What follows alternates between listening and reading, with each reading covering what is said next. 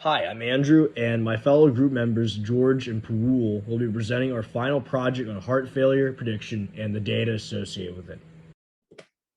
Next up, we have some background information about our dataset. So we obtained our dataset through Kaggle and is officially titled the Heart Failure Prediction Dataset, 11 Clinical Features for Predicting Heart Disease Events. This dataset was compiled through a lot of different datasets and specifically was sourced from a dataset from Cleveland, some patients from Hungarian patients, dataset from Switzerland, Long Beach, Virginia, and the Staglog heart dataset with the specific numerical values of each dataset indicated in the slides. In total, we have 918 observations and 11 variables. So, what was our motivation for choosing this data set? Well, heart disease is a very big problem in the United States, and it has become especially relevant in relation to the recent pandemic for a few reasons. Firstly, heart disease is more common for those who live sedentary lifestyles, and the pandemic has resulted in everyone living much more sedentary lifestyles through the lockdown and having to zoom in through calls. Everyone's just spending a lot more time in one place than they did previously. Secondly, those with heart disease are at higher risk of dying from COVID. I'm going to begin our analysis by discussing our variables. So we have both numeric and categorical variables, of course. We have five numeric variables, which are age of patient years. We have RBP, which is resting blood pressure, which is measured in mercury millimeters, and then we have cholesterol levels, which is serum cholesterol in milligrams per deciliter of blood, and then we have maximum HR, which is maximum heart rate achieved. It's a numeric. We have the old peak, which is old peak numeric, and then we have our categorical. We have seven of those, and then we have sex, which is the sex of the patient. We have chest pain type, and then we have fasting BS is fasting blood sugar. Resting ECG is resting electrocardiogram results.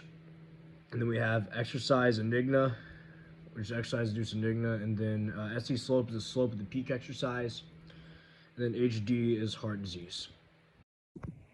I analyzed the age, resting blood pressure, and average cholesterol levels for heart disease patients.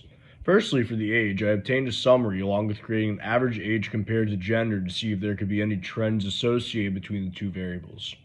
Alright, so for age, the minimum age for heart disease was 31 years old compared to a max of 77. The median and mean age were similar, with ages of 57 and roughly 56 years old for the two respectively, showing that age is roughly unimodal and normally distributed. For the gender and age, I grouped these together using the group by function, obtaining the average age for females that had heart disease and failure was 56.2 years old, while the average male age was 55.9, suggesting there is probably little significant difference between the gender and age related to heart failure. For resting blood pressure, which I will call RBP, we obtained a minimum RBP of 0, which I will expound shortly, and then a maximum RBP of 200 mercury millimeters. For this data, the mean RBP of 120 mercury millimeters, far from 0, indicates that the person is likely dead when they add the statistic to the data set, and therefore is skewed the data to the left because of the significant outliers. However, the median is roughly the same at 134.2 mercury millimeters, indicating that 0 mercury millimeters is a significant outlier. With BP readings at 132 or higher, the data show that most of the patients who had heart failure had elevated systolic blood pressure, potentially indicating a trend there, that people with higher blood pressure are more likely to experience heart failure. For my grouping, I again did gender related to resting blood pressure for consistency, and found that females had a higher RBP of 142 mercury millimeters compared to 133, so that is worth investigating to see if sex and RBP have any relation. For cholesterol, I obtained the following summary measures. For the minimum, I had 0 milligrams of cholesterol per deciliter of blood, and then the max reading was 603 milligrams per deciliter of blood. For the grouping measurement, I kept it consistent, measuring cholesterol levels related to gender. For this analysis, women's mean cholesterol level was far higher than men's, measuring at 223 milligrams per deciliter of blood, while men's was 171, indicating a potentially significant difference and one worth examining with correlation or some other means later on. I will now turn it over to Parul and George, who will discuss some of the variables before I finish us off with heart disease analysis. For max heart rate, when calculating a measure of center, I used the mean of the data. However, I split the data up in a few ways to make it easier to compare and understand.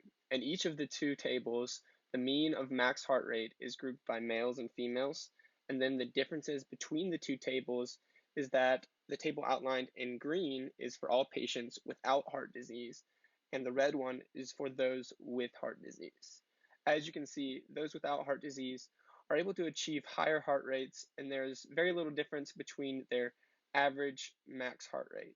For those with heart disease, they cannot reach as high a heart rate as those without, and the maximum heart rate of men with heart disease is 9 beats per minute lower than for women.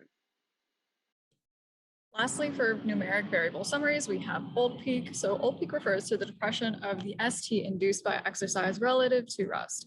So ST is actually a quality obtained from an ECG graph, and specifically old peak is the value of that ST depression measured in millimeters. So here we've conducted our analysis, and we can see that the minimum for old peak is negative 2.6 millimeters of a depression, and the maximum is 6.2 millimeters of depression. This means that the range is going to be 8.8 millimeters. Additionally, we've also grouped this by sex at birth, and we see that the average old peak is 0.669 for females and 0.946 for males. So for the resting electrocardiogram, I did a two-way table between the patient's sex and their ECG type. In terms of total numbers, aka not proportionally speaking, men had more cases of each ECG type, with a normal ECG being the most common for both sexes.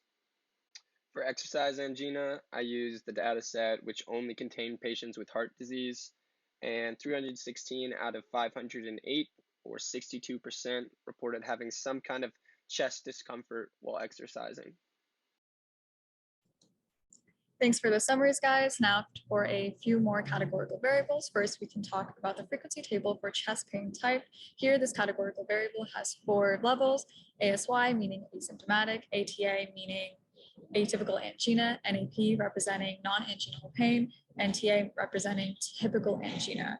Out of our 918 entries, it is interesting to note that a majority, around 54%, was asymptomatic cases. Additionally, the lowest percentage present within this data was for typical angina, which is around 5%. Additionally, we can talk about fasting blood sugar, or otherwise known as fasting BS. This category had a value of 1 if blood sugar was greater than 120 milligrams per deciliter. Otherwise, it was 0. Our frequency table here tells us that the majority of cases did not have high fasting blood sugar, which was landing around 77%. We can go ahead and generate a two-way table for these two categorical variables, chest pain type and fasting blood sugar, where we can note that the most prevalent cases for both between these two variables was asymptomatic cases that also experienced no fasting blood sugar, and this came in around 39%. Next up, we have ST slope. As mentioned, for old peak, ST is an attribute of an ECG graph, as shown in the figure on the right. This variable has 3 levels: downsloping, upsloping, and flat. And for our particular data set of 918 entries, we found that 50% of cases had a flat ST slope. All right, thank you, Parul. For heart disease, we measured all patients compared to the earlier ones where I just measured those with heart disease. For this iteration, I found that we obtained 918 people and that 508 had failure, while 410 did not, indicating a fairly even sample and a lot to work with for people with heart disease. I also used the select and table functions using the dplyr package to analyze the age and people that have heart disease. The mode heart disease age was 58, which surprises me, as I thought it would be older. I will now turn it over to George for our data visualization component. Thanks, Andrew. To start out with the data visualization, I made a simple bar graph to display the number of men and women with heart disease from the sample data set. As you can see, there is a greater number of men than women with heart disease. here we have a histogram which displays the number of patients with heart disease at each age. We can see here that those aged 55 to 60 are the most likely to have heart disease. Lastly, this data is slightly left skewed, meaning that the mean age is slightly less than the median age. Next is a side-by-side box plot relating the categories of resting ECG types and max heart rate. The only outlier in this graph occurs in the normal ECG group, and it is shown by the point on the graph.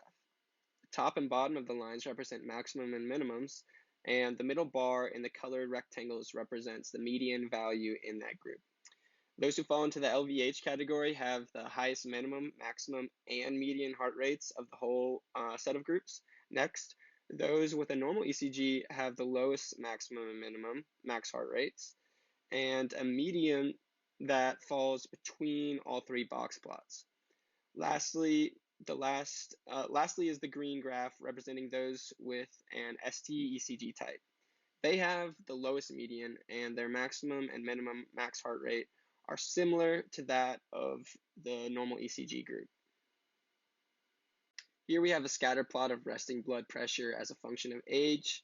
I should also note that here the darker points simply mean there are multiple points overlapping each other at that location. So based upon the slight upward trend of this graph, resting blood pressure increases as you get older. Here I made a bubble plot depicting a relationship between resting blood pressure, max heart rate, cholesterol level, and resting angina. The higher on the y-axis, the higher the max heart rate, and the further along the x-axis, the higher the resting blood pressure. The cholesterol level is visualized via the size of the bubble on the graph. Larger bubbles thusly correspond to higher cholesterol levels. Lastly is the color of the points. A blue represents those who did experience chest discomfort while exercising, and red is for those who did not experience any discomfort while exercising. Based on the color distribution, in which we see majority red on the top half of the graph and majority blue on the bottom half of the graph, those who experienced chest discomfort usually had a much lower maximum heart rate than those who did not.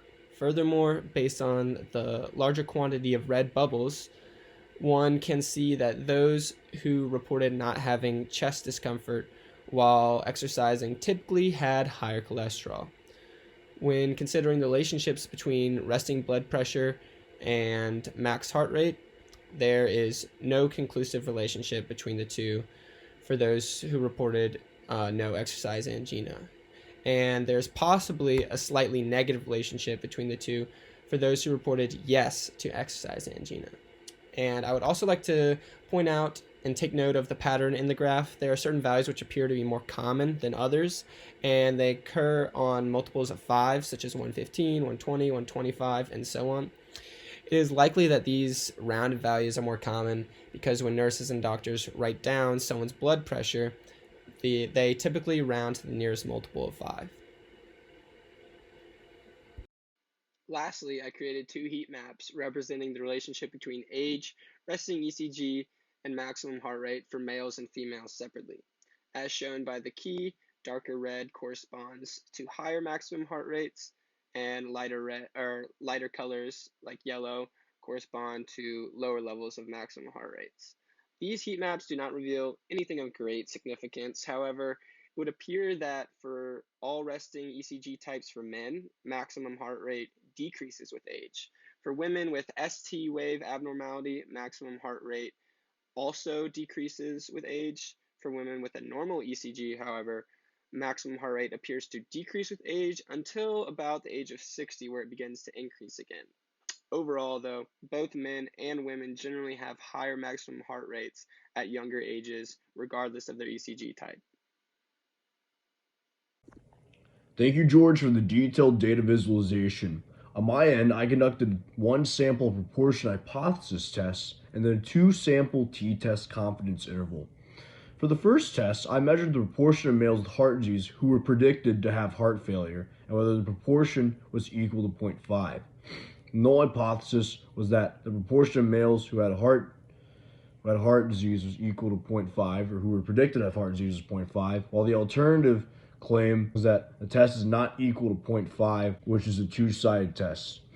Based on 455 out of 725 males in the sample, the proportion of males who had heart disease was 0.6317, We used these numbers in our test with a 0.05 significance level, and the test results came out to a p-value of 1.708 times 10 to the negative 12, indicating an extremely small p-value. Since the p-value is lower than the 0.05 significance level, we have enough statistical evidence to reject the null hypothesis that the proportion of males is equal to 0.05, meaning that we can conclude the proportion of males with heart disease who are predicted to have heart failure is indeed not equal to 0.5. So for the second test, I conducted a two-sample confidence interval on the means of sex and cholesterol levels, which I investigated earlier.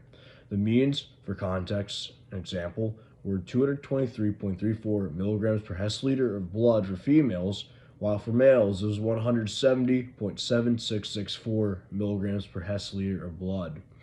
After interpreting the confidence interval, which was between 15.34598 and 89.80127, this tells us that any difference we see in the two variables.